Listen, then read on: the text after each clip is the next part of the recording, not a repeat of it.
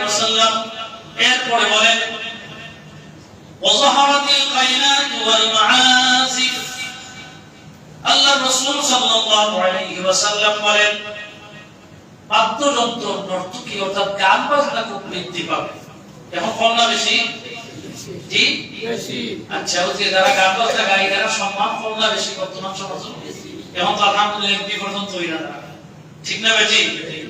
আল্লাহ রাসূল 1000 বছর আগে বলেছেন যে নর্তকী যারা তারা সম্মান বাড়াবো, গান বাজনা যারা গায় এর ইজ্জত কিয়ামতের আগে বাড়াবো, এটা সম্মানী। প্যারে হাজিরিন, আল্লাহর রাসূলের উপরে কয় ওয়াশুরুবাতিল খুমুর, এবং মদ যারা খায়, আগে তো লুকাইয়া খাইতা, অনেকে বুঝা যাইতো না, এখন কিটা ওপেন নেশা। এখন সিলেট বিভিন্ন শহর হলো মদর বার আছে, লাইসেন্স প্রাপ্ত, লাইসেন্স আছে, পুলিশেও ধরতো না, আপনি যা ইচ্ছা করো খাও কা। আল্লাহ রাসূলে কয় কিয়ামতের আলামতের মধ্যে অন্যতম আলামত হলো মদটা ওপেন হয়ে যাবে, নেশা ওপেন হয়ে যাবে।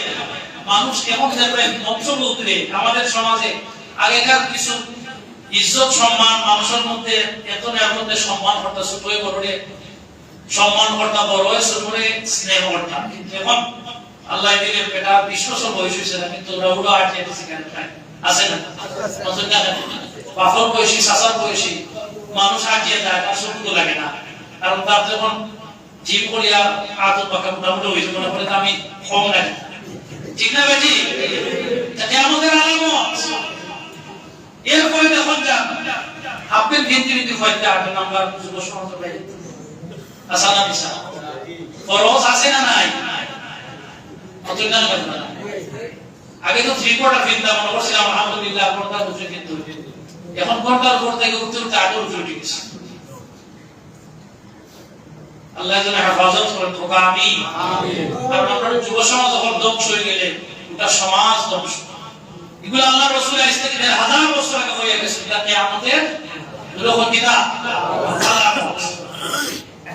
এরপরে শেষ নাই, আবার সংক্ষিপ্ত বলব, সমাজের নেতা ওই সমস্ত মানুষ হইবা যেগুলা সমাজের সবচেয়ে নিকৃষ্ট মানুষ। জি নেতৃত্ব দিবা, এমনকি তারা রাখতে ক্ষমতা থাকবে, ঠিক না বেটি? এর লাগে এখন আর মানুষের মধ্যে কোন আন্তরিকতা নাই, অন্যায় বিচার। আমরা নামাজ পড়ি, পারা গান বাজে, ক্ষমতা কেউ নাই যে হইতে গানটা বন্ধ করো, কষ্ট লাগে না? না ও যে আপনারা কিছু কয়দিন আগে মেলা বাজার হইল, আমরা তো মুসলমান না, কষ্ট লাগছে না? ও যে জুয়া, এগুলা হালাল না হারাম? খুব কষ্ট লাগছে বিশেষ করে আমার, কিন্তু আপনারা তো মাইক নাই, মাইক শুক্রবারে আছে বলে বলতাম, কারণ এগুলা হওয়া লাগবে আপনারা। এখন যদি পারইয়া ইমাম সাহেবের বিপক্ষে মাত্র কোনো অসুবিধা নেই, কারণ আমি হক কথাটা যে হইতাম পারছি, আল্লাহ শুকরিয়া দেব। এগুলা কি তা হালাল না হারাম? এই লটারি তো জুয়া, লটারি কি তা? এগুলা বন্ধ করার দরকার। আপনারা আমি দেখলাম সনাতন নেতৃবৃন্দ আসে, এগুলা যাতে আপনার বাজার হয় না। এটা হইল এই যে জায়গা বইয়া মাত্র আমি বাজারের আদালত, এটা ঠিক না বেটি? এখান থেকে যদি মাপগুলা না হয় তাহলে কিয়ামতের দিন আল্লাহ আমরা জিহবা আগুন রেখে দিয়ে কাটবা কিয়ামতের দিন। ইয়ারে হাসি এই কথাগুলো হওয়ার দরকার। আমরা যুব সমাজগুলো ধ্বংস হইতে আছে এই জোয়ার মাধ্যমে, লড়াইয়ের মাধ্যমে। আল্লাহ যেন আমরা হেফাজত করে ঢোকাবি। এইগুলা করলে এখন কিতা হইব? আল্লাহ শেষ ফল দেখা যখন সমাজের কি অবস্থা হইব, আল্লাহ রাসূল সাল্লাল্লাহু আলাইহি ওয়াসাল্লাম ফরমায়, তখন আল্লাহ রাব্বুল আলামিনের পক্ষ থেকে গজব একটার পর একটা নাযিল হইতে থাকে। কি রকম গজব? ফারতাকিবু ইনদা যালিকা রিহান হামরা। আল্লাহ রাসূল কই তখন পয়লা নম্বর গজব হইল কি? আল্লাহর পক্ষ থেকে অগ্নি বৃষ্টি, পাথর বৃষ্টি। কয়দিন এক দশনি পাথরের সাইজ কত যে সিলেট শহরে গেছে, গাড়ি হল কি অবস্থা খারাপ। এই পাথরের সাইজ আধা কেজি এর উপরেও আছে না নাই? এগুলা কিনা গজবটাই আমার কিতাব গজব। আল্লাহ রাসূল কইরা যখন এই অবস্থা সমাজে হইব তখন আল্লাহ পাথর বৃষ্টি দিবা। শিলাবৃষ্টি মানে শিলাবৃষ্টি আমরা ছোটখাটো যে সেগুলা ছোট ছোট আছে উপরে হলে অসুবিধা নাই, কিন্তু এখন উপরে হলে মাথা ফাটি যায়, গাড়ির উপরে হলে গ্লাস ভাঙি যায়, এগুলা গজব। অগ্নি বৃষ্টি হইব, এগুলা গজব। ও জালজালা, এরপরে ভূমি দশ হইব, ভূমি দশ, ভূমিকম্প নাই, ভূমি দশ, অর্থাৎ ভূমিটা জমিনটা নিচে দিয়ে দেবে, এটা কিয়ামতের আলামত।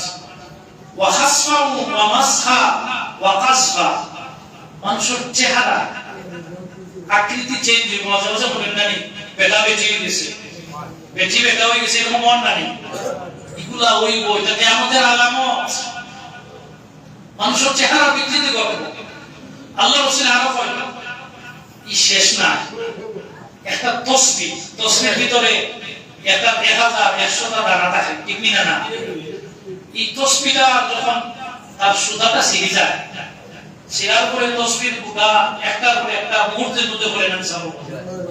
আল্লাহ রাসূল তসবিহর দানার মতো আল্লাহর পক্ষ থেকে গজব নাযিল হইতে থাকে, একটার পরে একটা। মনোবর্ষের পরিণত হয়ে গেছে, শেষ করোনা আইসি শেষ হয়ে গেছে, বলা হয় না?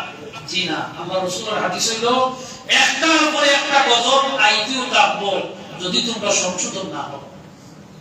এজন্য আমরা সংশোধন হওয়ার দরকার না, না আমরা সংশোধন হওয়ার দরকার, নাইলে আমরা সমাজ ধ্বংস হইব, মানুষ ধ্বংস হইব। বর্তমান দুবাই অবস্থা থেকে আমরা শিক্ষা নেওয়ার দরকার। এই দুবাইটা যদিও মুসলিম রাষ্ট্র, মুসলমান রাষ্ট্র, আরবিরা, কিন্তু বর্তমান দুবাই অবস্থা আমেরিকা লন্ডন থেকেও খারাপ। যারা আসুন তারা জানেন, যারা গেছেন তারা বুঝা খারাপ না, না এগুলো আল্লাহর গজব। আল্লাহ রাব্বুল আলামিন আমরা সমাজে, আমরা দেশে, মুসলমান বিশ্বের হেফাজত করতে হোক, আমিন। আর আমরার মধ্যে যত ইসলাম বিরোধী কাজ আছে এবং আমরার মধ্যে নমাসার অভ্যাস আছে, মিছামাতার অভ্যাস আছে, সুদর অভ্যাস আছে, ঘুষের অভ্যাস আছে, যত খারাপ অভ্যাস আছে আমরা ফিরিয়া হওয়া লাগবে না। আল্লাহ রাসূল যতক্ষণ পর্যন্ত ফিরিয়া না আইছো আল্লাহর পক্ষ থেকে একটার পর একটা গজব নাযিল হইতে থাকে। এজন্য আল্লাহ রাব্বুল আলামিনের কাছে আমরা তওবা করিয়া মাফসা ছাড়া আর কোনো উপায় নাই। কারণ আল্লাহ রাব্বুল আলামিনের পক্ষ থেকে যখন কোনো গজব হইতে থাকে, এই পৃথিবীর কোনো পরাশক্তি নাই আল্লাহর গজবের বিপক্ষে অবস্থান করতে পারে। আল্লাহ রাব্বুল আলামিন আমাদের তৌফিক দেন, আমরা সমাজ এবং আমরা ইসলামের উপরে আমাদের টিকে রাখতে পারি। নবীদের শেষ কথা আছে, দুইটা জিনিস আঁকড়ে ধরো, তাহলে তোমরা পথ বসে হইতে না। এটা হলো আল্লাহর কোরআন এবং নবীর সুন্নাহ। আমরা যদি আল্লাহর কোরআন এবং নবীর সুন্নাহকে আঁকড়ে ধরতে পারি, আল্লাহ রাসূল বলেছেন তোমরা পথ হারা হইতে না। আমরা পথ হারা হইতে চাই না। আল্লাহ রাব্বুল আলামিন